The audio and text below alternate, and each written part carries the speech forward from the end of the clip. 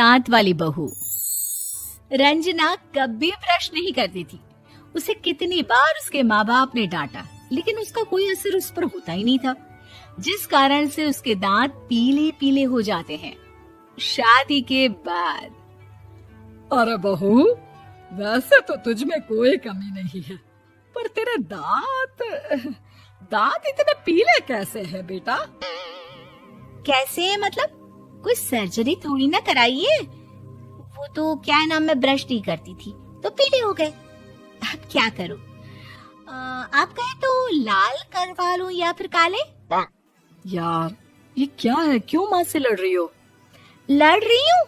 अरे मैं लड़ रही हूँ या ये बोल रही है कि दांत पीले हैं, पीले।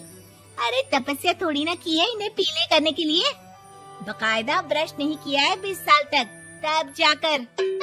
छी, कैसी बात कर रही हो? ये उस वक्त तो पीले नहीं थे जब हम लोग तुम्हें देखने आए थे। अरे तब साफ करवा लिया होगा डेंटिस्ट के पास जाकर। अब देखो कैसे पीले पीले लग रहे हैं। रंजना सास की तरफ गुस्से से देखती है। फिर शुरू हो गई पीले पीले पीले। अरे पीले तो तब भी थे जब मेरे हाथ का रसगुल्ला उड़ा उड़ा कर खा रही थी और बोल रही थी, लड़की नहीं गुणों का खजाना दे रहे भाई साहब आप। खैर, अब वो लोग करते भी तो क्या करते, पीले दांत वाली बहू पल्ले पड़ी थी तो झेलना तो था ही। एक दिन कीर्तन में रंजना गाना गा रही थी। अरे कमला बहन, माँ का द्वार है, यहाँ तो सब शुद्ध होकर आते हैं, फिर अपनी बहू को ब्रश भी नहीं करवाती तुम। दूर से पीले पीले दांत भक्ति में बाधा उत्पन्न कर रहे हैं। अरे कोई 2 साल की बच्ची थोड़ी ना लेकर आई हूँ मैं बहू बनाकर। अच्छी खासी लड़की है, अरे कैसे करवाऊं ब्रश? ये तो उसे खुद करना चाहिए ना। अब माँ बाप तो इसके जैसे तैसे निपटा दिए, ये नहीं सोचा कि सास कैसे संभालेगी। सास बहू को लेकर घर आ जाती है, लेकिन सोच लेती है कि अब इसे लेकर कहीं नहीं जाएगी। अगले रोज बहू कहती है, अरे क्या हो गया, मंदिर नहीं जाना क्या?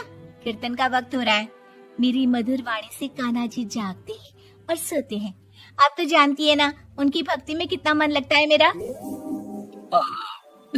वो क्या है ना, तबीयत ठीक नहीं लग रही है मेरी, आराम करूंगी मैं। तबीयत ठीक नहीं लग रही? अभी तो मिथुन के गाने पर नाच रही थी आप, और अब बोल रही है कि तबीयत ठीक नहीं लग रही।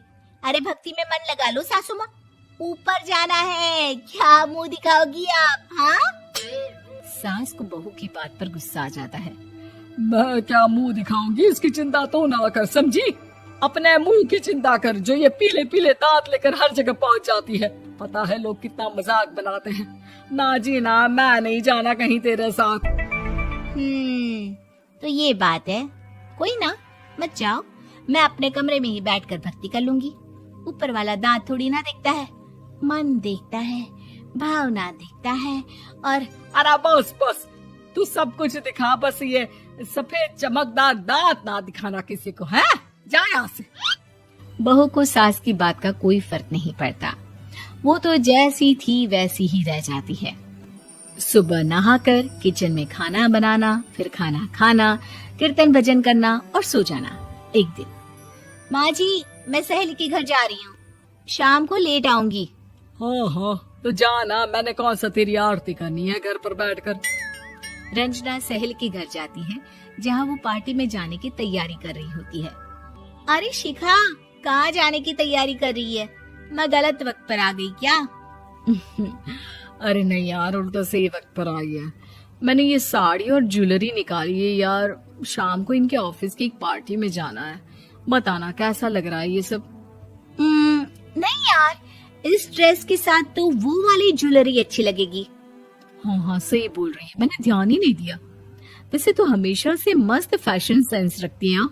तो बड़ा जाती होगी ना पति के साथ पार्टी में। रंजना कुछ नहीं बोलती, बस सोचती है कि यार काश ये बात सही हो जाती। पर मैं क्यों नहीं जाती पार्टी में? क्या इन लोगों की कोई पार्टी होती नहीं होगी?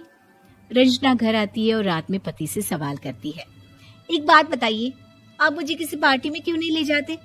क्या आपकी यहाँ ऑफिस में पार्टी नहीं होती? पति बेचारा